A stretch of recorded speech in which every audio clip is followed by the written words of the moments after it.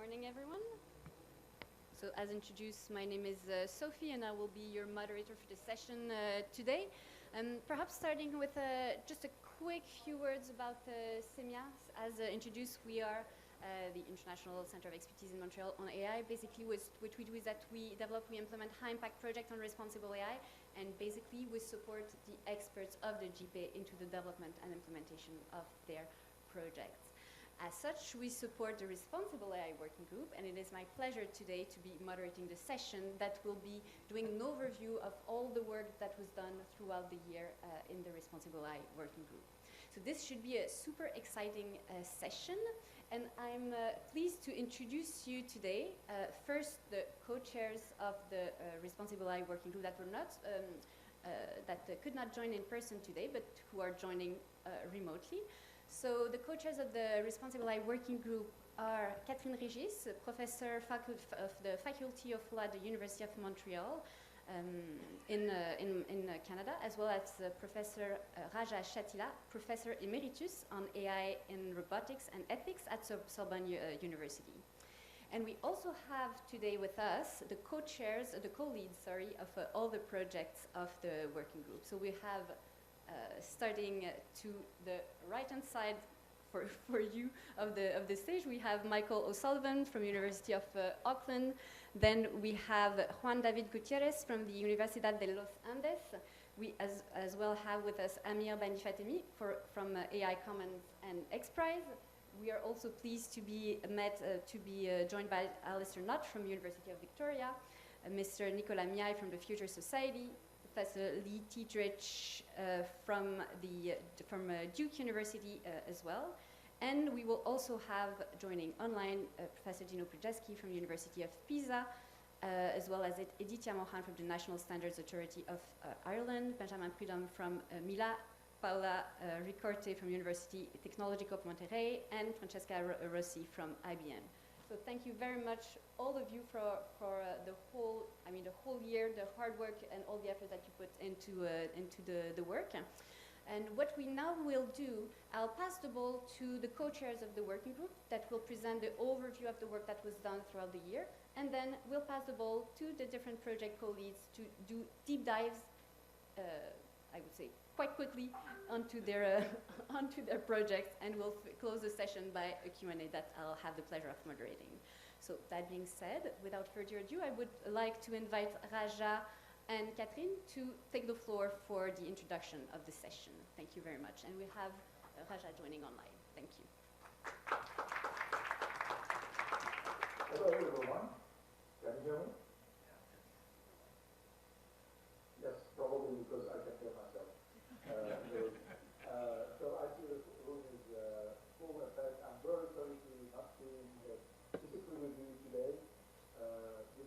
I'm sorry to miss this great event with you. Thank you for joining us anyway, and in the room and online. And I'm very pleased to present to you the progress of the working group, Responsible AI Working Group this year. I would like to first thank the summit organizers for providing us with the opportunity to engage with the international AI community and with the Indian community on our work that has been doing actually since 3 years now. And I would like to say also that this year marks the end of my mandate, both as expert and as co-chair of this group. When I stepped into the mandate of co-chair back in 2020 at the beginning of GPA, our first objective was to select the priority themes we needed to address to tackle the challenges faced by our global society. And this is now what we have developed after 3 years. Our project, for example, Responsible AI Strategy for the Environment, RAID, social media governance. We also, these are the 2 projects we selected in the beginning. We created a subgroup also to tackle the challenge of the fight against the pandemic. Because, of course, as you know, we started while the pandemic was going on. And this was our project, pandemic resilience. These projects have explored complex issues, diverse and complex political issues, and are still running till today, and we will have presentations about these projects. Their work has been really foundational, central component to achieving our work in 2022. We have also started working on new areas new actions in 2023, such as scaling responsible AI solutions, diversity and gender equality in AI, and our sandbox project for responsible AI government. These projects have been launched this year, as I said, and we were able to deliver practical outcomes that we presented as part of this summit as well. Unfortunately, my colleague Catherine was not able to join us, Catherine Regis, to join us live or online. But we have a brief note from her that will be broadcast soon now. So, Catherine, over to you.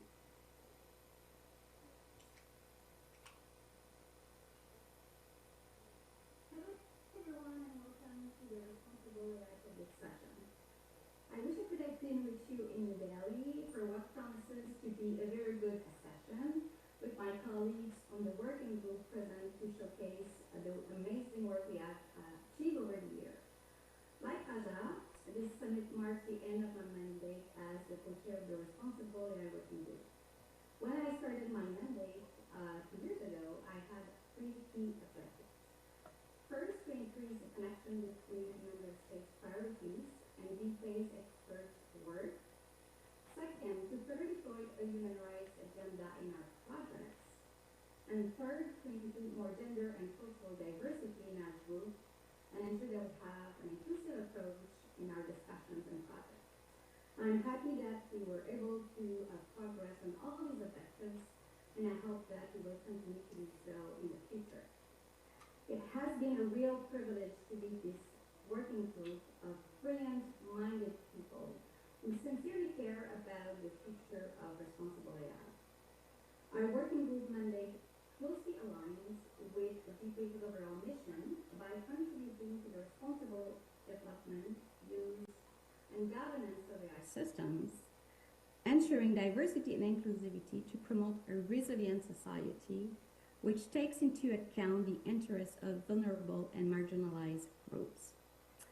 Within our working group, we believe that to develop and use AI responsibly, we need to work towards technical, societal, institutional, and legal methods, as well as tools that provide concrete support to AI practitioners and deployers.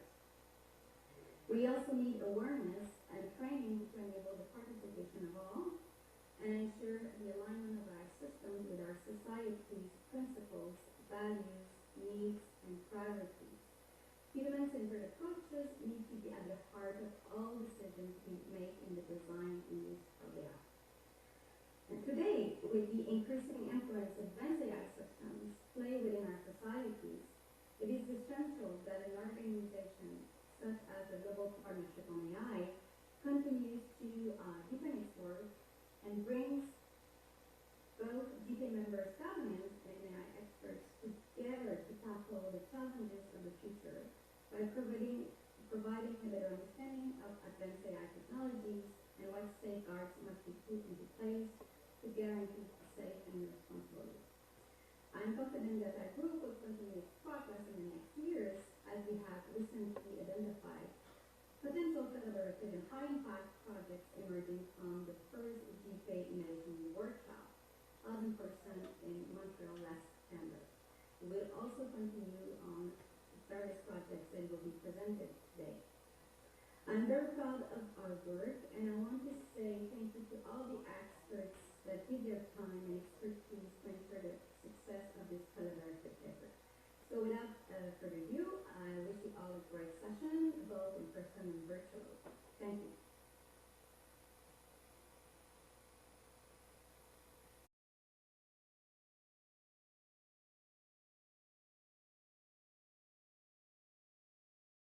Let's move to the Hello next everyone, slide. and welcome to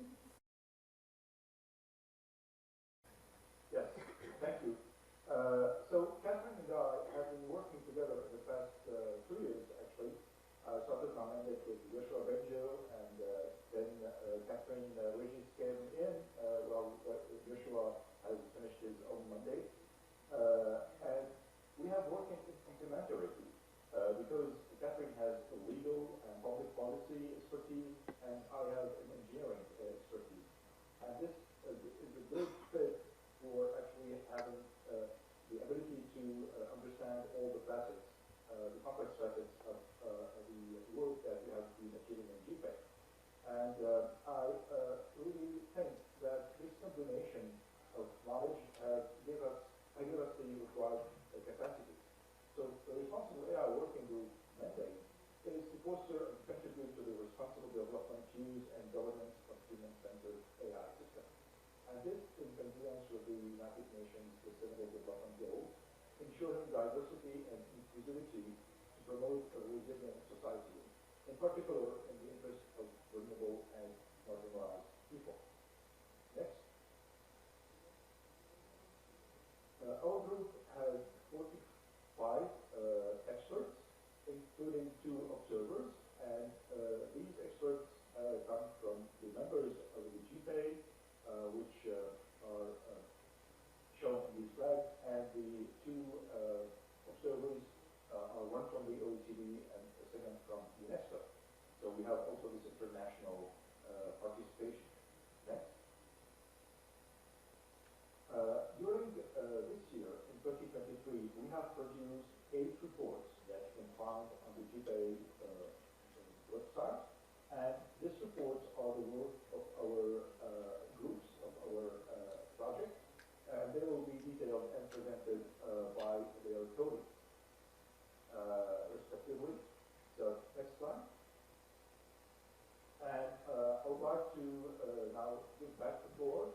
Our first project is about pandemic resilience. So, Sophie, back to you, and let me know if any thing is needed from me during this during presenting the project. Thank you. Excellent. Thank you, Raja. I don't know. No? Nope. It's on.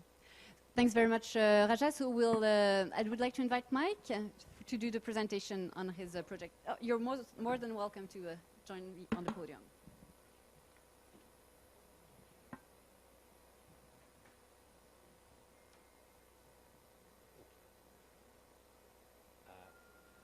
Noarani, mai ana o kutupuna, ko Sullivan toko whanau, ko te atu toko hapori anaho ana o ki ngā whenua me ngā waitapu o te Kauramaki. Tina kami, tina koto, ko makaho. My name is Michael Sullivan. My ancestry comes from Ireland and China. Sullivan is my last name. I live in Te Aratu, and I just want to acknowledge the mana whenua there, which is te Kauramaki, and also welcome to all of you here. So I'm the co-leader of the Pandemic Resilience Project. Next slide, please. So this project started dealing with the global COVID pandemic, and one of the big issues with when complex situations like this occur is that governments are able to make decisions without necessarily knowing how those decisions are going to pan out. Alongside that, there's also the pandemic was happening in multiple different places and multiple different times, and so things that would happen, for instance, in New Zealand, in Aotearoa, New Zealand, versus things that happened in India were quite different, even if the decisions were the same. So because these crises were happening in similar ways in different places, there was a lot of noise being created in terms of decisions being made. In addition to that, some of the objectives of the governments throughout the world were the ideas of balancing, for example, economic effects versus the public health outcomes. And so the effect of decisions on those 2 objectives sometimes wasn't clear. What we did in the pandemic resilience is a solution that used data to drive those decisions, or at least inform those decisions. It enabled us to also generate scenarios, so try what if. So what happens if we put mask wearing on public transport? What happens if we close schools? What happens if we go to a full lockdown? And so on. Also, one of the things we found out during the Pandemic Resilience Project was don't put all your eggs in one basket is the best way I can describe it. That means use lots of different models, and there are lots of different models out there, and the Pandemic Resilience Project brought those models together in a way that we could actually benefit from all of those models in an ensemble way. And then one of the things I'm quite proud of is we had a very diverse group of people working on the project, both geographically diverse backgrounds, some gender diversity, probably not enough actually, so I have to talk to Catherine a little bit more about that. Also the idea was to take skills that occurred in one location and be able to easily transport them across the world so that knowledge was shared amongst communities, and I think that's one of the keys of responsible AI best practice. Next slide, please. So this slightly complicated diagram is what was happening throughout the world. So I'm just going to wander over here beside people and forget my voice. So in New Zealand, so you can think of location A in New Zealand, we had estimates of global parameters. We had estimates of global parameters. We had estimates of what was happening in New Zealand, and we had some model-specific parameters. We created a model, we calibrated it to input data, we compared it to output data, we got a nice prediction, and then we calibrated that to work as well as we could. Other people were doing the same thing in other locations, Australia, the US, the UK, and so on. However, the global parameters across those locations weren't necessarily agreed upon. So the reproduction number, for instance, of the alpha variant of COVID may have been different in my model than it was in the models used in the US. So the idea was to make sure we're using parameters consistently, but also enable models that work well in one place to work well in another place. Next slide, please.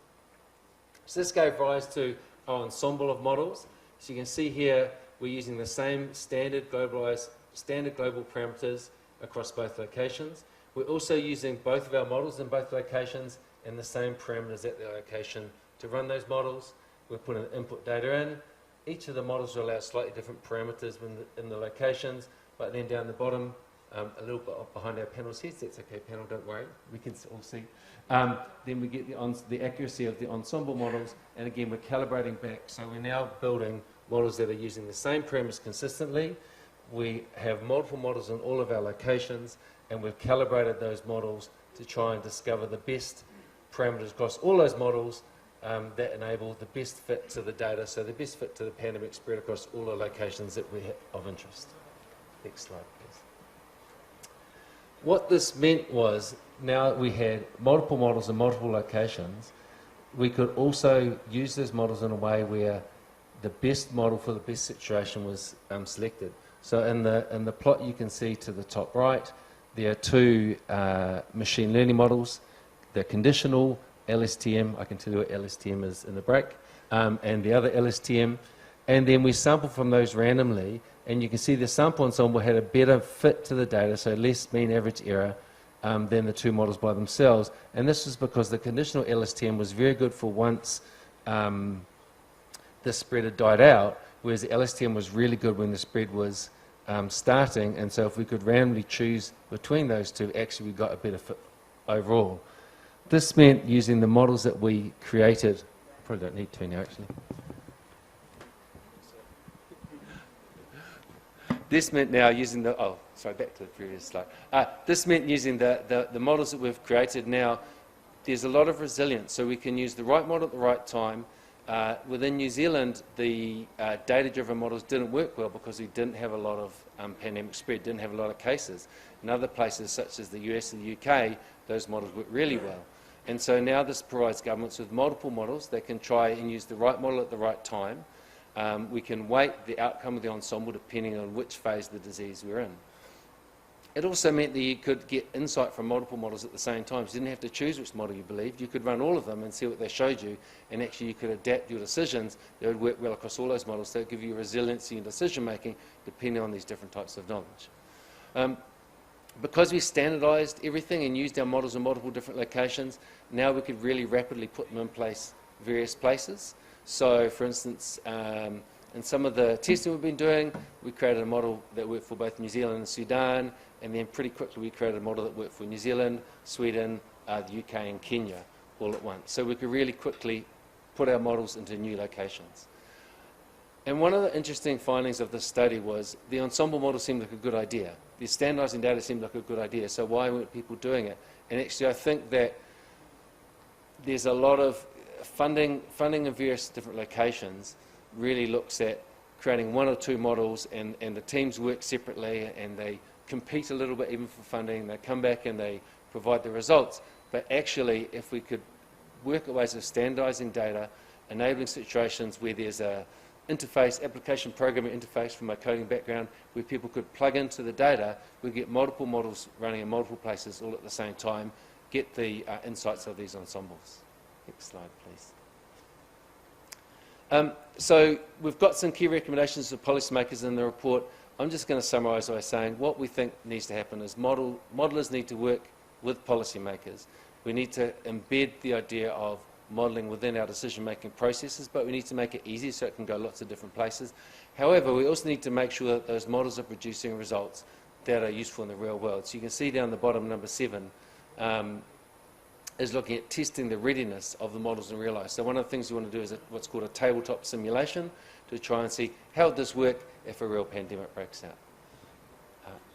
One more slide, please. So this is the last one. So where do we think this is useful for government? A lot of what-if simulations. So I saw this a lot within New Zealand. Tried lots of different things. See what happens if we put these interventions in place. We can also then move to the idea of rather than predicting what's going to happen, we can start prescribing or suggesting what's going to happen. And so we can say, this is the level of your pandemic, so you should try putting these interventions in place, and that's going to get you your best health outcome or the best balance of health outcomes and economics. Finally, we can extend to other diseases. And really the key takeaway for me for this project is that the COVID-19 pandemic has shown how modelling can impact decision-making throughout the world, and I think the Pandemic Resilience Project has shown how this could be something that could be in place instead of the big scramble that happened to get models ready as the pandemic was progressing. Thank you. Thanks very much, Mike. Thank you. Now I'd like to invite Amir as well as Francesca to present the project called Scaling Responsible AI Solutions. And Francesca is joining online. Is Francesca with us? Yes, I am, Amir. I'm here. Wonderful. Thank you very much. Good morning, everyone. Thank you for being here. It's a pleasure to share with you the work of Scaling Responsible AI in 2023 as part of the Responsible AI Working Group. When Francesca and I started this project, the idea was to really put an attention emphasis on operationalizing effort around AI. There's a web of effort doing everywhere. People are working on policy, working on best practices, on benchmarking, on data governance, on funding startups, or doing basically Project AI for Good. But really there is a missing link in terms of understanding the levers of how AI can be operationalized and going from ethics principles that are governing us to some form of trustworthy, safe environment where we can actually scale applications and basically serve society. So this project was trying to sit in the middle of trying to understand what are the impediments, the difficulties of building responsible solutions and on how they could scale. Because at the end of the day, if you want to benefit people, the project needs to scale. They cannot be remaining in a lab or just a part of an article or a demonstration point. Next slide, please. So the project is really talking about providing advice and support and learn also, because we're learning a lot, from teams across the world that are building right now AI solutions that deem to be responsible and help them evaluate how they can actually be set and be ready to scale those applications in a responsible manner, but also in a way to serve a much larger part of the population or different contexts or different areas. And of course, provide guidelines to AI teams, naturally, but also to policymakers on how to address issues and challenges that the team faces and how they can basically support scaling responsible AI solutions. Next slide. So if we want to summarize our work, it can be summarized in this diagram, which is there are many applications that would scale. For instance, a chatbot for customer support on a website can easily scale. You've seen many examples. Many of them are implemented today. We don't know to what extent they could be deemed responsible or safe for different groups of people. Or image generator, AI image generator may scale, but it may not be responsible. Adversely, there are solutions that are having been worked by academia and researchers that are meeting the goals of responsibility, but we don't know if they're going to scale. We don't know if they have access to a large pool of data to scale. We don't know if they're going to be meeting different regulatory pressures or governance structure. We don't know if they're going to be able to scale across different genders and contexts. So scaling becomes an issue. So there are basically 4 quadrants where some solutions could be neither scalable or responsible. Some of them are scalable but not necessarily responsible. Some of them are responsible but not scalable. The goal is to basically evaluate how solutions that are beneficial to society and could serve a large group of population can actually meet both goals. Next slide. So I'm going to pass on to Francesca, my co-chair, to talk about it a little bit. We did a call for proposal and participation. We had 23 applications from this geographical representation, and we selected 5 teams from 5 continents to really work on these solutions. We could have selected more, but really the first year for us, the goal was to learn, understand the challenges they're facing, how they are understanding policy, how they understand regulations, how they understand data governance, and how they are tying it all together in terms of providing a readiness that we can evaluate thanks to our mentors and experts about their being able to scale. Next slide.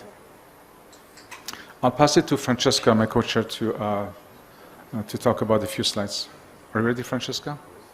Yes, thank you, Amir. So, as Amir said, we had an open call where any team developing an AI solution could apply to participate in this project.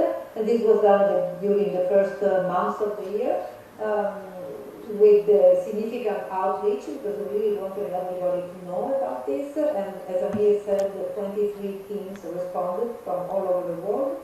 And then we selected 5 that I will tell you more details about in a minute. And with these 5, we went through a journey from April to basically now that included many phases. So the first one was to really understand what their project was and what their challenges in terms of responsibility and scalability were. Then we matched them with some mentors, which were GPA experts participating in the Responsible AI work group, but also experts from other working groups that were available to mentor and to help and advise these 5 teams in what their challenges were about and what they could do about that challenge.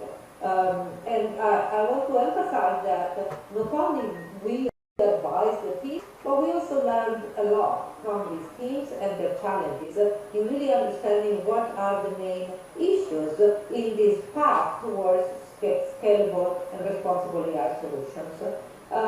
So we went through a period of mentorship and then a period of evaluating what these teams were doing, how they had worked on their challenges, or they were planning to work on their challenges, and how they were planning to operationalize what we work together about addressing the challenges. And then for all this path, we wrote in the GPA report that you can find in the GPA website, we wrote our summary of what we learned and what we did together with these 5 teams, and also some useful recommendations gathered, as inferred from the experience of this project for both AI teams and governments to facilitate the addressing of these challenges.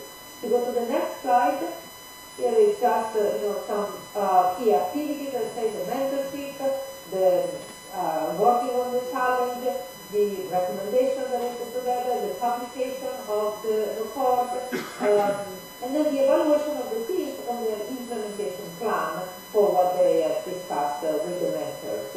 And then the idea is to start again next year, but of course building and being much more accelerated, especially in the initial phases, because of the experience that we have been having this year. To go to the next slide, yeah, this is a description of these 5 teams that we have. You see that they are very, geographically distributed. One is from India, and you will meet this team also during the DeFi Summit in person. One is from Italy, also will be represented there. Then it's Mexico, Canada, and Germany. So they represent very different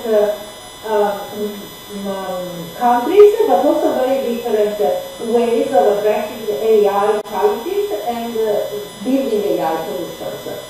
So the team for India is about healthcare access, and it has challenges related to data collection and applications. The Italian team is about workers' well-being related to healthcare of workers, and there we focus on the challenges for the use of wearables in healthcare and in industry in a very responsible way. The team for Mexico is about environment and they were building a model, an AI model, to recognize deforestation areas in Mexico and then support the government with a decision support system that could help them make useful decisions from the output of the model. The team for Canada is about auditing AI systems and in particular chatbots. And these are the challenges that we focus here are how to build guidelines, for responsible AI guidelines for the analytics of these conversational systems. And finally, the team for Germany is building a platform for democratic participation and is based on voice bots, this platform. And so here we focus on guidelines for the responsible use of this platform technology for the participation of citizens and exact people-centered feedback. If you go to the next slide, some of the key findings. So although these 5 themes and projects were very different from each other and being done in a very different AI environments, we saw that they really faced some of the very similar challenges in integrating in the project what we would call responsible AI principles and scalable so that they could scale responsibly. So here is a list of some of the challenges that we identified together with these teams. So to the human-centeredness concept, how you implement it in your project, how you embed it in a project. The data governance framework, the robust and transparent data governance framework, the consultation with stakeholders so that they can build trust between these users and the project. User education was a topic that was talked about with many of the teams. And also how to adhere to the responsible AI principles and through also the safe and effective testing of the projects. Also issues about safety while scaling a solution. And finally, there are some challenges that are about availability of resources before deployment. If you go to the next slide. So here is a very short summary. In the report you find a lot more details about the key recommendations that the project team, together with the mentors and the team and the 5 teams and so on, put together for 2 kinds of stakeholders. Both AI teams themselves, so these 5 but also many other AI teams, and also for policymakers, because some of these challenges can be, the addressing of these challenges can be facilitated by the government. And also we wanted to address policymakers because after all JPA is a set of governments, so policymakers, that can play an important role in facilitating the ways for addressing the challenges that AI teams face in making their project responsible. So you see, for example, for policymakers is focus on standards, on regulation, thinking also about competitiveness, about supporting infrastructures, about asking for controlled testing, of course, funding structure specifically for responsible AI, to not put speed over safety, but the opposite, to be innovative about evaluating AI solution, to facilitate data collection in a responsible way, public-private consultation, and so on. And for the AI teams, you see here also some of the things that are related to the challenges that I mentioned earlier, like stakeholder identification and consultation,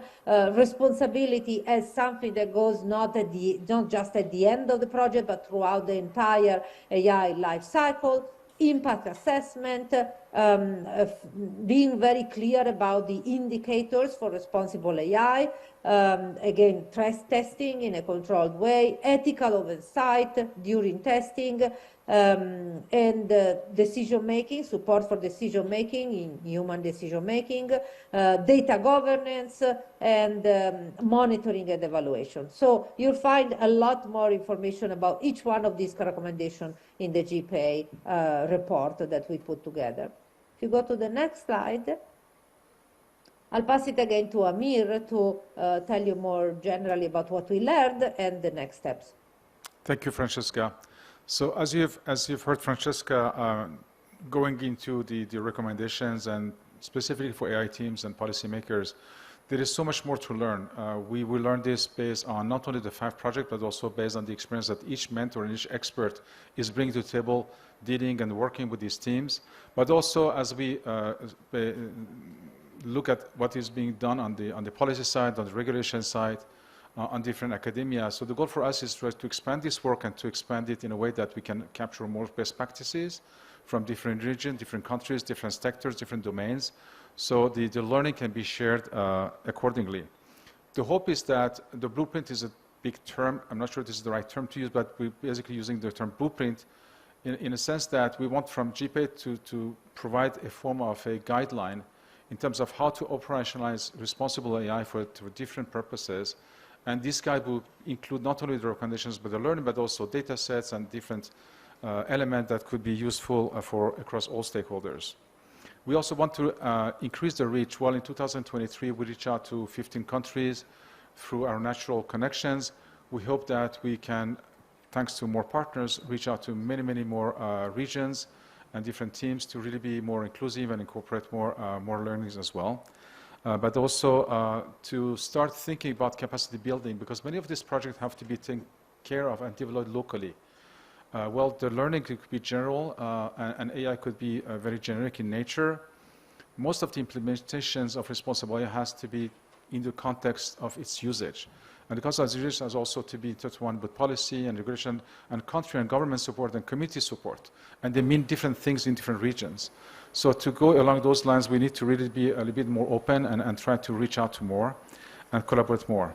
We'd also like to collaborate with more governments because the incentives about promoting AI and safe AI should be aligned with responsible AI practices. So there is much to learn, but also much from us to also share in terms of our experience to different stakeholders, notably government stakeholders. We believe that the project could have some benefits, and one of them is a real actionable plans and basically some form of a life cycle of responsible AI. Everybody's working on those AI life cycles, but we think we can contribute on the responsible side. We mentioned the blueprint. The blueprint is going to be an important part coming from GPA, but all the members and approved by all the members could have some value. And this is very complementary to all the work that standard bodies and governments are doing. But also, more importantly, many of these teams are struggling for funding, and funding in terms of resources, but also funding for scaling. So if there's a case to be made that certain teams and certain projects could actually be scalable, responsibly scalable, the case for funding becomes more obvious for them. So this is what we're trying to deliver that. Next slide, please.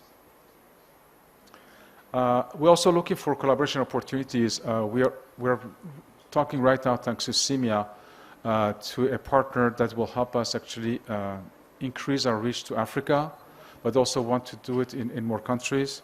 The importance for us is that regional collaboration is critical, and what we've done demonstrated that there is really an exchange of knowledge and expertise between mentors and people that have been doing work on the academic side or industry side with NGOs and those who are working in the field.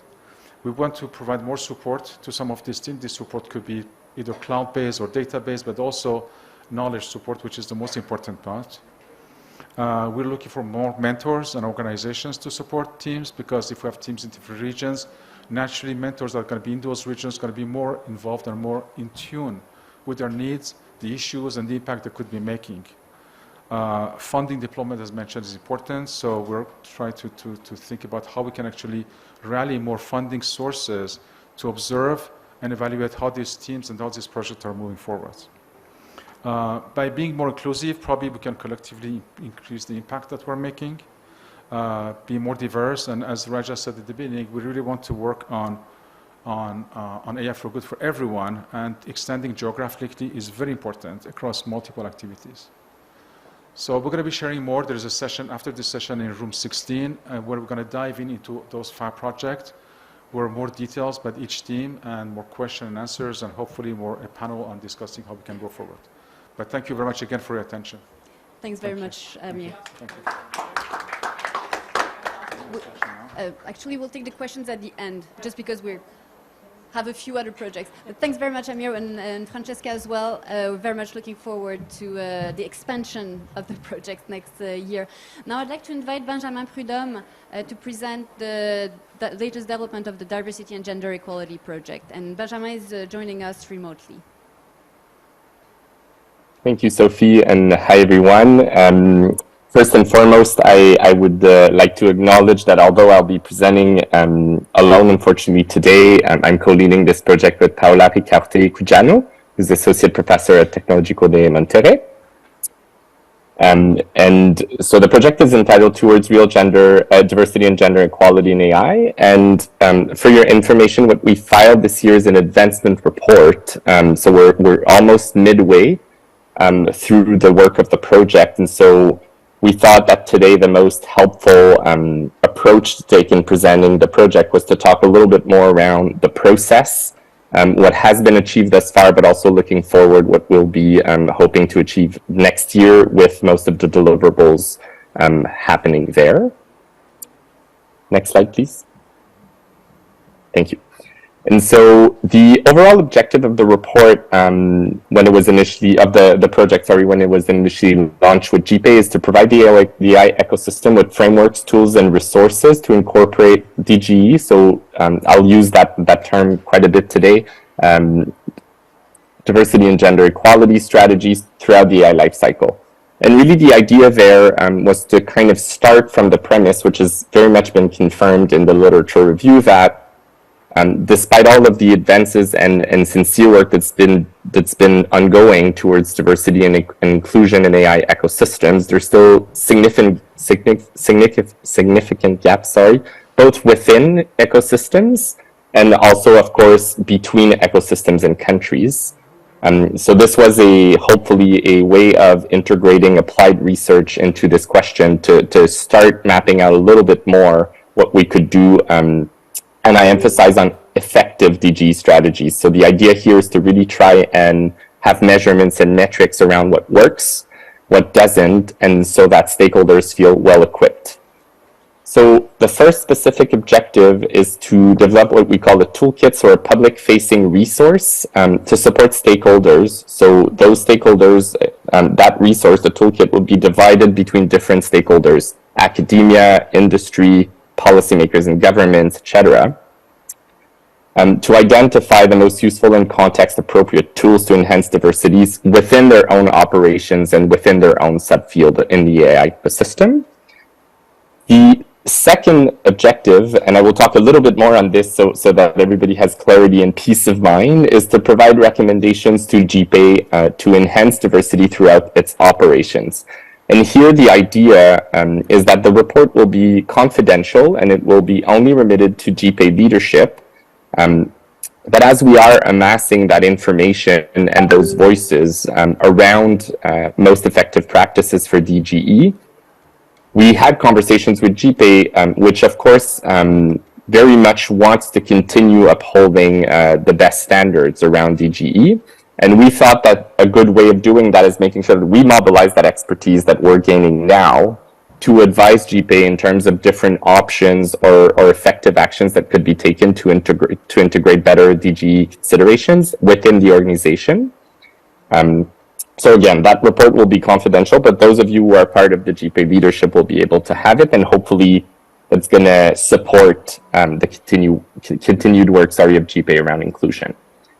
And a few words on the approach we're taking. The first one is that we are approaching or framing the intersection of AI and diversity, gender equality as a matter of human rights. So we're looking at it throughout different resolutions, by example, from the UN Assembly, but also through the lens of different human rights like non-discrimination. All of which happens within a holistic approach, of course, because the project is global. but also with a very strong emphasis on intersectionality so that we make sure that we consider factors such as race, ethnicity, and disability, among others, and the way in which they interact. The second very important task that we gave ourselves was to document and build upon voices of marginalized groups, and we'll go through that later, but of course, it seemed quite obvious and important to us that any project around inclusion would first and foremost turn towards excluded groups and individuals to better understand their experiences as they try to navigate the ecosystem. And the last piece, and perhaps the most important one for many of you in the room, is to propose practical and actionable recommendations for effective changes towards DGE in AI ecosystems and for stakeholders specifically. So we can change the slide, please. Thank you. So as I said, in 2023, recently we filed an advancement report, which further documents what I'm going to talk about here briefly, which are the key activities that we've put together in 2023, which will feed in the deliverables that will come out in 2024. So the first one is literature review. And here it's a bit of in a way, a classic approach to scientific knowledge. So we've identified key themes, theories, methodologies, most importantly, the gaps in the literature on those topics to make sure that those gaps specifically we could integrate in the other ways in which we're collecting knowledge, like environmental scans and regional consultations. The second piece is the regional consultations. So we've engaged with localized expertise from 5 regions in the world, taking a multi-approach, so the multi-stakeholder approach. So the idea was to make sure that folks from industry, from marginalized groups, from government, etc., would come to these meetings and exchange about us, confidentially if they wish, of course, about the experiences, but also the best strategies that they found. So we've engaged in Latin America and the Caribbean, in Sub-Saharan Africa, in Middle East and North Africa, North America and Europe, and Asia and the Pacific. And obviously we've met hundreds of people in those contexts. And again, that's the piece where it's a very central piece to the project in the sense that it is very important throughout the project for us to make sure that we honor and build upon the voices that have been expressed there. Then we've incorporated community perspective, and so what we've done is once we've had a first draft of the report, we've identified community organizations to provide further feedback on the report so that they could share some practices or some comments on the practices we had identified. The fourth piece was that a part of the team was working on identifying the promising practices and resources, so to provide a curated and analyzed selection of them. And one of the issues that we've been hearing often for people who wanted to get involved in diversity and gender equality work was that there was a lot that was put out there, and it was very difficult for organizations to find focused material, but also material that had used metrics or that had a sense of measuring what worked and what was efficient. And so the idea there, as we're building this public-facing toolkit, is to make sure that we, as much as possible, create that one place where those stakeholders can go and feel comfortable and confident that the resources that they're using are both quite on point for their needs, but also have been tested or evaluated for performance. And the last piece is what we called an environmental scan, which was to map existing initiatives that aim to include DGE in AI with the labeling and annotation so that people can not only refer to the toolkit of resources, but also to different projects and narratives that have worked globally. Next slide, please. Thank you.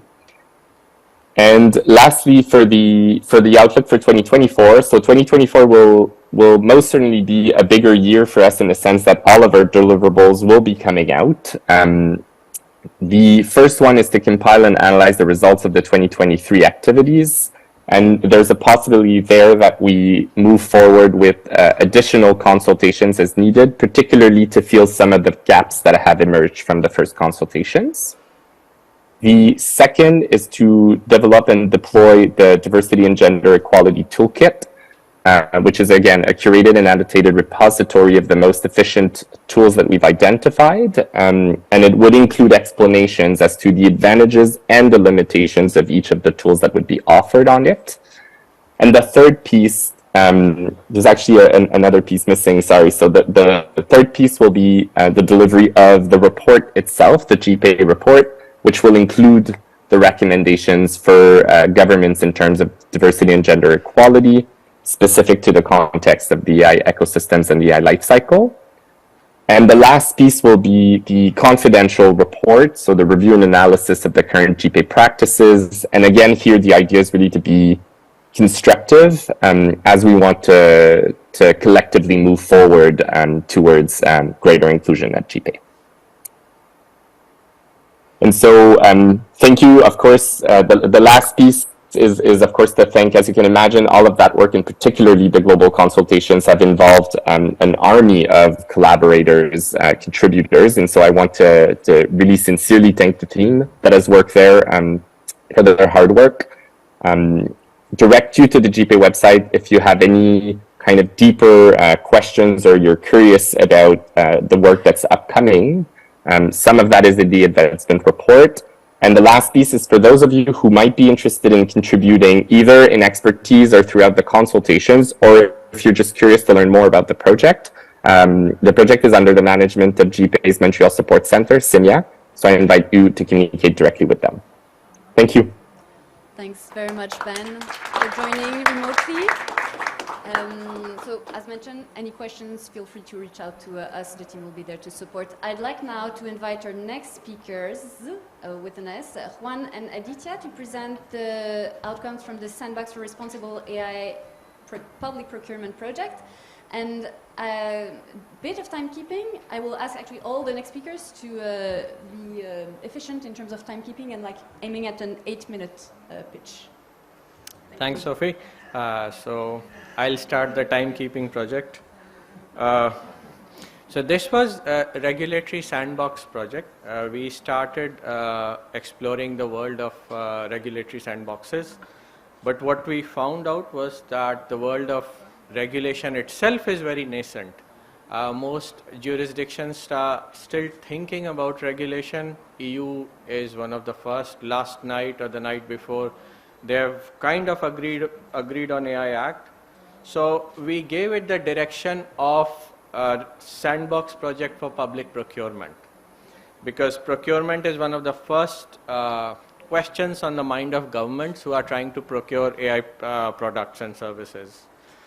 Now, coming from government, I know how difficult, first of all, how laborious the procurement is in governments. We scanned some of the procurement practices, and that was the stage 1. Then we prepared a report which will be available to all the GPA delegates. And the stage 2 and stage 3 will follow depending on what we plan and what kind of support we get. As far as procurement is concerned, the current procurement practices were as simple as we want to process 4 times the citizen applications per month than we are currently processing. So that is how a government tender typically lists an AI requirement for scaling. So we felt that there was a need for making procurement practices more detailed, more responsible, defining guidelines on what is responsible AI, how to judge it, how to test it, and how to deploy it. So I'll highlight, next slide please.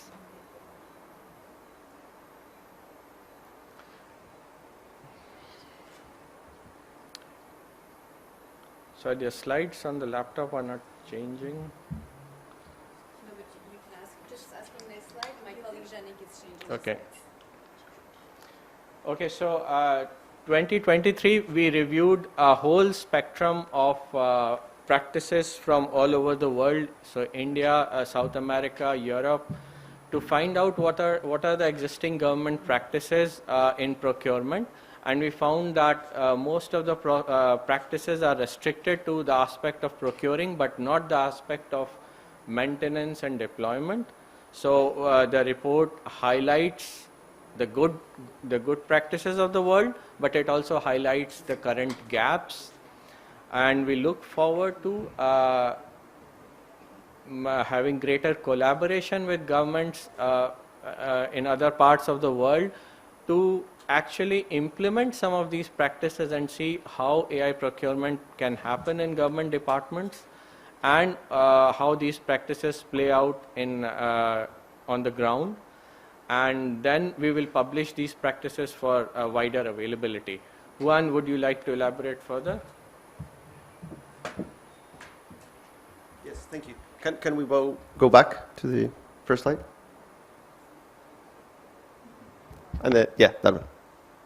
So just to wrap up what Aditya was mentioning, during the year we met with multiple stakeholders, including governments, academia, international organizations, non-profits, professional organizations, and companies who are interested in some sort of sandbox or at least testing bed for AI projects, and more specifically for public procurement.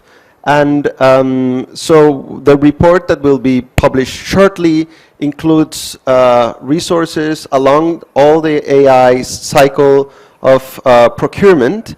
When I mean all the AI cycle is from the appraisal of a project that a government is foreseeing.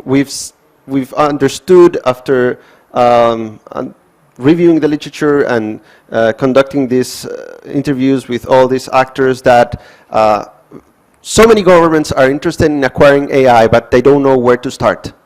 And most of them should probably start with having people who are able to carry out the procurement processes. So that's why we started very early in the AI cycle. And the report covers the different stages until deployment. And we hope that this report will be a guide for practitioners and for government officials. It's still not a report about how to conduct the whole procurement process. That's something that may come up later on. This is just a review of all the tools that are available out there. Next slide, please.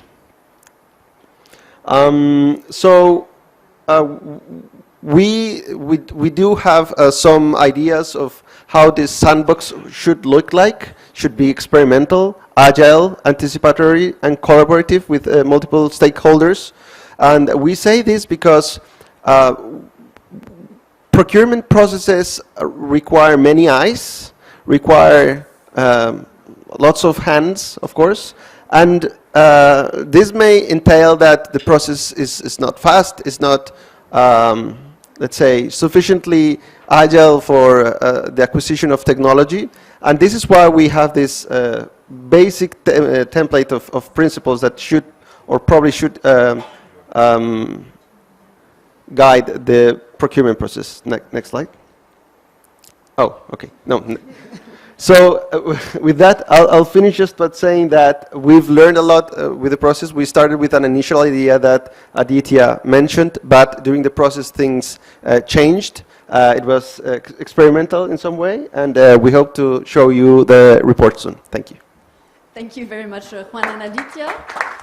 And now I'd like to invite the next, if you move on to the next slide, I'd like to invite the 3 co-leads of the RAISE project, so the Responsible AI Strategy for the Environment, to present their project and objective. 7-8 minutes, guys. Good job. Thank you. Yes. Hello again.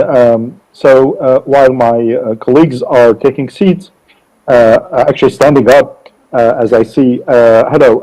So I'm co-leading this project with Nicola Mihaly and Lee Tidrich, who are on site.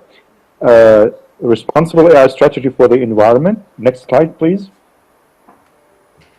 So the objectives of the, so I remind you that this project has started in 2021.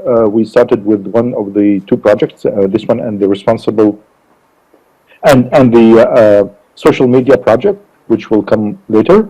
The objectives here are to develop and implement a responsible AI strategy for climate action and biodiversity preservation. So climate action and biodiversity preservation.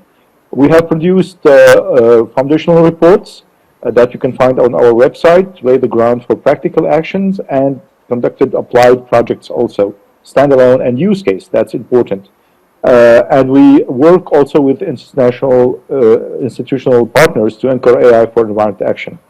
OECD, for example, was a very close partner with whom we worked on AI compute impacts, presented at COP27 and 26. So let's move to Nico and Lee for the detailed presentation of the project. Thank you. Next slide, please. Yeah. Okay, carry on. Maybe just to begin, let me use the opportunity to thank Raja and Catherine for their leadership over the working group over the past years on that project and for their support. I want also to thank the Government of India, Bharat Sarkar, for hosting us so beautifully in that venue. Congratulations, and thank you for your hospitality, and congratulate the incoming working group co-chairs, Francesca and Amir, and all my colleagues on the dais here for the wonderful work. When we started years ago, this intersection between climate, biodiversity preservation, and AI was not well understood, not well captured in terms of what can be done operationally. So a lot of what we've been doing is seeding the ground and community building, which people usually don't see a lot of value into. Why we're all congregating in that beautiful hall is to do that, to form a community. And exploring in a very practical way, but with that community building effort, the intersection between responsible AI and climate is something we've been doing for the past years. Combining, articulating, squaring up, as we say, the ecological and the AI revolution in the way that does not sacrifice but actually promotes the best from our values in terms of freedom, equality, respect for human beings, is the endeavor of a generation. We cannot miss this, and that's why we started with that project. As part of that, we've been working and will continue to work with so many organizations that you're seeing on that slides. People coming from the private sector, people coming from the activism and civil society sector, science, of course, economy, and obviously international organizations, the UN, of course. You cannot work on climate without the UN.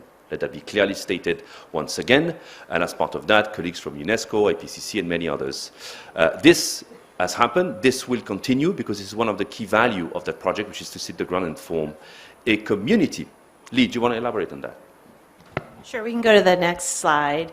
And just to pick up on what Nico and Raja said, and I will try in 2 minutes to summarize our work, we really are at this critical moment that we can't miss. We've seen the AI policy world take major leaps forward in the last couple months. In the United States, President Biden signed a really important executive order, and in that executive order, our president calls for attention on these AI and climate issues, and the political agreement that was reached in the EU in the last few days also underscores the importance of these issues. So what we've tried to do within RAISE, as Raja and Nico said, is create a roadmap to try to take these really important principles and reduce them to action. So we have our 2 baseline reports here, one focused on AI and climate, and as Nico said, we pull together the whole ecosystem. It takes a village to solve these really important problems, so we've had the pleasure of working with the OECD, with the UN, people throughout academia, throughout industry, and we've done a similar report on AI and biodiversity. And when we look at the impact, it's really twofold. It's looking at how can we use AI to help address the climate and the biodiversity crisis, but also looking at the flip side of it that, and this has gotten a lot of attention recently with generative AI, that we have to make sure as we deploy AI, we are not exacerbating the crisis.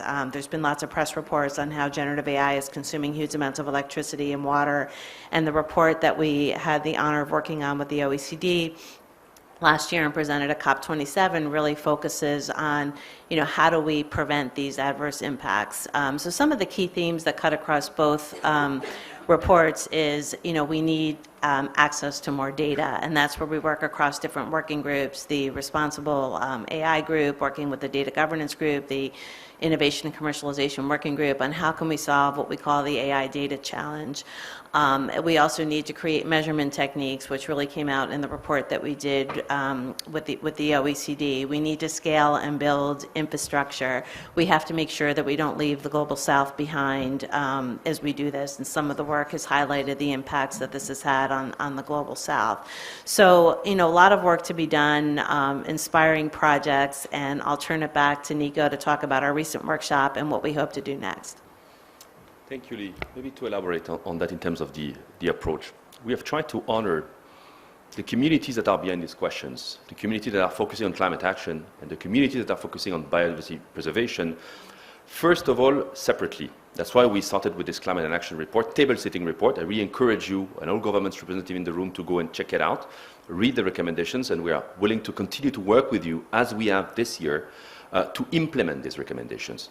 And then we did a similar exercise last year to initiate a conversation on the biodiversity side, because we realized that these two communities have obviously a lot in common, but not everything in common. And so honoring the challenges in a separate way to then try and reconcile that was going to be not a guarantee, but a better pathway to ensure that one is not crushed under the other. Communities in biodiversity preservation will often feel that climate goes first, and so it's important that as we look at these questions of preservation and conservation and the trade-offs that exist precisely at the intersection of these and AI, addressing them separately to then reconcile them. One other thing that we have and we will continue to do, and you can maybe move to the next slide, please, is to anchor this work and inform the work of science. And so we, this year at the workshop, to particularly try and take stock of what the revolution of large language models and general purpose AI systems mean for our work. I mean, there is a revolution going out there, the Gen AI revolution going out there. What does that mean in terms of opportunities and in terms of challenges for the intersection with the environment, and responsibly adopting these totally uninterpretable technologies, but powerful technologies, pervasive technologies, proliferative, some would say, technologies, in a way that serve what is the core of Sustainable Development Goals and what is the priority as we rediscover and rediscuss every year at the COPs. And one thing that became even more clear is that, well, AI indeed has tremendous, LLMs, so to speak, have tremendous potential to help better deliver on climate action and biodiversity preservation. Okay. But they can also, and they should also be used in an assessment manner.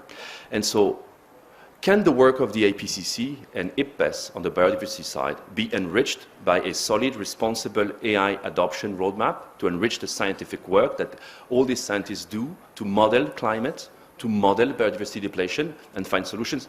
The response is yes, of course. And aren't there the best possible communities of practice to do that responsibly? Yes, it is. The scientific method is the pursuit of knowledge at this level of robustness demands certain ethical frameworks, demands certain practical framework. So yes, at this point of intersection, we can work and indeed build something which is responsible, and we are going to do just that. Another thing that emerged, and so we are going to try and continue to work and organize this trilateral workshop between GPAE, IPBES, and IPCC to chart together what a scientific roadmap for responsible AI adoption for climate action and biodiversity preservation could look like in the years to come. And another thing we're going to hopefully continue is continuing to work with our colleagues from the OECD, and particularly the AI and compute and climate task forces, try and work together, particularly now that the EUAX seems to be providing a new legal base to advance environmental actions and assessment.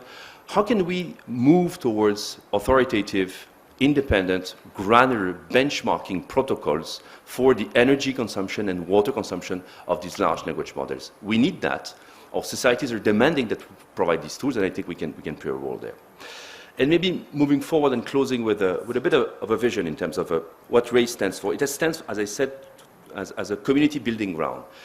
The vision, the kind of flagship projects that we hope to be able to move towards with all of you in the coming years look like something like this. Do we need to be able to model planetary systems at a high level of granularity in the years to come to deliver on the ecological transition?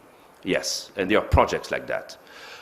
Projects in the European Union, project probably here, new models.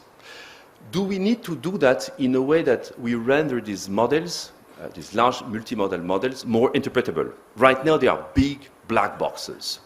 So for us as a community to try and break into these black boxes requires a vessel, requires a function that makes this an imperative and serves as to mobilize investment. So imagine a few years from now that we could all work and deliver on what could look like a CERN. For those of you who know the CERN, what is the CERN in Geneva? With the Large Hadron Collider, a CERN for AI in global climate action that would enable us to predict the climate not in the next 15 days, as we can do with weather forecasting, but actually climate model and environment modeling for the next 15 years at higher granularity. We cannot do that without a serious level of interpretability that could put interpretability and responsibility and robustness of these models, which are not robust when at the center, and serve as a coalition-building element to move collectively towards that goal. This is the kind of ambition that we require, that's the kind of institutional innovation that the world requires, without which I don't think we'll be able to durably combine AI and the environment in a way that really solves key challenges in a science-centric, science-driven, but if you allow me the expression, non-science hysteric way. Thank you very much. Thank you very much to you both, and to Raja as well online. And now, the last but not the least, I'd like to invite Ali to present, then again, same challenge, not more than 8 minutes, the Responsible AI project for social media governance. Thanks, Ali. Tēnā kātou katoa. Nō te heranga waka hau, ko Ali taku ingoa. So I'll be talking about the work of the Social Media Governance Group. Next slide. And again. Oh, okay, there's something different on the screen. So yeah, social media platforms, by goodness, everyone uses them. Look at those numbers, 4.85 billion. I know that India is a big place, but 4.89 billion people use social media these days in the whole world. The average user, is this you guys? Do you use social media for 2.5 hours a day? I think yes, because look at you. You're all on your phones, and us as well on the panel, by God. It's happening, this is true, okay? So social media is a giant vector for AI use, and it's one of the main ways that we see AI in our daily lives. And there are 3 bits of AI I'm going to talk about, and they're all extremely interesting and need to be looked after and governed and overseen properly. And we'll talk about how we're doing that. So we're working on recommender algorithms and harmful content classifiers, and then the new generative AI tools, which are basically being used to disseminate AI content around the world. So different questions arise in oversight here for these different technologies, and that's an important idea, that you don't ask the same question for every different AI system. They're all different, and you need to think about them differently. For recommender systems, our main question is, what effects do they have on users? And in particular, do they have harmful effects that need to be known about so that they can be alleviated? For harmful content classifiers, the main question that we'd like to think about, and we're doing this in collaboration with colleagues in the room here in India, in a project in India, how should harmful content be defined, and crucially, methodologically, who decides what counts as harmful content? Is it the people behind the closed doors of the companies, or is it something else, or should it be something else? And finally, for generative AI, we're interested in this idea that AI-generated content is going to proliferate on social media, and what we need to do is to work out how to keep track of it. How do we know what is produced by machines and what's written by people? So I'll speak very briefly about all of those things. Next slide. But please come and talk to me afterwards. The first thing we did is work on recommender systems. So here, these are the systems, they're AI systems that basically monitor what you're doing as a social media user, watch what you're clicking on, basically, and then give you more of the same, right? Okay? So there's a problem with that kind of learning, which any AI person would know about. What happens is the recommender system learns from what you're clicking on, and then gives you stuff, and then you click on what it gives you. So there's a positive feedback loop, right? And that means that the learning of this system is unstable and might lead you in unexpected directions. And that problem by itself is quite serious, but there's worse, given certain very well-documented cognitive biases that people have towards slightly strange content. They like to click on slightly unusual things. For instance, it's known in political discussions that people like to click on outrage, basically. Good Lord, this is a disgrace. Oh, I want to see more, I want to learn more. And if you go off in that direction and the system is learning what you click on, it's going to say, oh, this person likes outrageous stuff and being horrified, and it's going to give you more of that. Okay, but that's a danger, right? You can understand why that's a problem. Then there's this other one, very connected actually. So we also like to click on them, the others, the people from the other side. Oh, what are they doing now? Oh, goodness me. That's just a known, documented bias. But again, it might lead you off in strange directions. Finally, we like to click on false things more than true things. False things travel faster than true things. It's rather extraordinary, but it's true on the internet, and you know this. So the thing might learn that you like, oh, he likes that strange conspiracy theory, or they like this conspiracy. All of those things, we don't yet know how those affect public opinion. Clearly, they're having huge effects on public opinion. So AI systems, via these rather uncontrolled positive feedback loop learning processes, are having effects on the public opinion that we need to study better. And basically, we're working with the EU under the Digital Services Act, which is a piece of legislation which was only recently enacted, but it's now in force, which is going to give external stakeholders the ability to study these processes in more detail. Next slide, please. So here's another one, harmful content classifiers. Those are important and they're useful to help moderate content, and we need content moderation on social media platforms to keep platforms safe. But content moderation is also a trade-off with free speech, and so there's this very crucial question that needs to be resolved, this trade-off that needs to be finessed. Huge questions. And the point is that at the moment, we don't know very much about how content moderation happens. How do companies decide that this is content that's going to be removed? There's some information, but we need to know a lot more than we currently know. Basically, at the moment, they use content classifiers, which are, again, an AI system, but the way that they're trained happens behind closed doors. So our proposal is that the training sets for harmful content classifiers could be, instead of being assembled within companies, each individually to different companies, there could be a way of democratizing that process, and so it happens in a semi-public domain and consulting basically the public of users, So we're first of all thinking about training sets for harmful content classifiers in the domain of hate speech, and the idea there is just to directly consult citizens about what they think counts as hate speech and how it should be moderated. So for each item in this training set that we're imagining constructing, the idea is to gather the opinions of many citizens, maybe 100, maybe 1,000, maybe 10,000. Actually, this is an interesting new form of democracy, potentially. Democracy is a great place, a great thing. We're in the land of democracy here, the largest democracy. We're actually running a pilot of this particular proposal in India with colleagues that are in this room. We have Professor Sudhir Basu from Jadavpur University in Kolkata and Prabhata Rohan Chakraborty, who's from UCL and Oxford. And our chosen domain is political hate speech. And so we're interested in data sets that are that have been gathered, and this is work which my colleagues have done, in the lead up to recent elections. And the research question there is, can content moderation in this domain be devolved to essentially what counts as a citizen's jury? We're just interested to know if that will work. And we're running a pilot, and if you want to know more about that, we'll be talking about it on Thursday afternoon. You're most welcome to come along. Next slide. So finally, the last thing is AI-generated content. So this is to do with the generative AI powerful systems that have only been around for the last year, but that are revolutionizing everyone. So basically, there's a new authentication problem we're going to be faced with, a completely new one. When you see a piece of text as a consumer of text, or if you see a picture as a consumer of content, you have to ask yourself now, well, did a person do this, or did the machine make it? That has never happened before. It's a completely new problem, and we need new solutions to address this problem. So there are all sorts of reasons why we need to know. So we started off thinking about social media. In social media, we need to make sure and guard against AI-fueled disinformation campaigns. It's going to be very important for us to be able to have some way that social media companies can tell, like at scale, where large AI-generated political disinformation campaigns come from, and so on. But also, I'm a teacher in a university. I need to know whether my student actually wrote this thing. I'd love to have some way of knowing, and it would be the same in any other professional context. So what's needed, we argue, is reliable ways of detecting AI-generated text. So we need a bit more AI to help keep the existing AI safe. So we know, as you may know this, so current detection tools for AI-generated content don't really work, right? They're developed external to companies. They just don't work.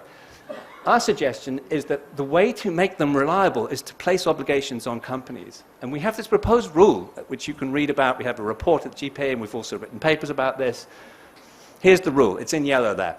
A company that produces an AI generation system must demonstrate and supply for free, actually, a reliable detection tool for the content that their system generates as a condition of that system's public release. And we think that interestingly pivots the way that companies have to sort of, they're now incentivized to spend effort and time, investment basically, in good, reliable detection tools. We've written 2 proposals, and again, we've had quite a lot of uptake with policymakers. Our proposal was adopted by the EU Parliament, and its amendments to the AI Act, and we think that the recent trilogue, which has just concluded, we think that it's still in there. We can't say for sure. It's also been discussed by US policymakers. So as Lee was saying, President Biden has this executive order on AI, and a couple of the co-authors of our paper presented evidence at the judiciary hearing at the Senate that kind of fed into that process. And the executive order on AI also makes a lot of deal about this idea of AI content detection. So I think that's it for me, but keen to talk afterwards. Thanks very much, Ali. Thanks actually very much to all the project co-leads for all the work and the efforts throughout the year. Very much appreciated. We're almost at the end of our session, but I'd like to pass the ball quickly to Raja Shatila, who had a few last words to share with the audience, and then I'll pass the ball to Amir and Francesca. So Raja, you're on. Yes, thank you very much, Sophie. To conclude my role, I would like to heartfully thank our colleagues who have presented the group work, the projects during these years. And I would like also to extend my thanks to working group members, because with the colleagues, they were group members who contributed, experts to contribute to these projects, and also additional specialists who have helped us to build all these reports. Thank you all, and thank you for enthusiasm and this fantastic endeavor. I would like to also thank our partners, institutional partners, such as the OECD, and specifically. And now, in the name of Catherine and myself, after extending all this thank, I would like to pass the baton to our new co-chairs, the new group co-chairs, Francesca Rossi and Amir Bani Fatimi. Thank you all for attending, and thank you, Francesca and Amir, for keeping the work and developing it. Thank you. Thank you, Raja. Thank you very much, Raja and Catherine. I would want to warmly thank you for your all effort for the past 3 years, but also not forgetting Yoshua Bengio that initiated this as well. Without your leadership, we don't have been here, but also all the members. We're happy to continue the work and share with you what we're about to do in the coming year. Can you show the next slide, please? If it's ready.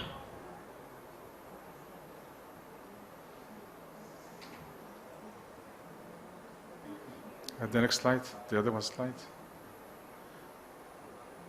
So the project that we're going to be working on in 2024, 4 of them are the continuity of what you've heard today, naming what Francesca and I talked about, scaling responsible AI, but also continue to work on systemic gender inclusion in AI ecosystems, naturally social media governance, as you heard right before myself, is an important topic that needs to continue.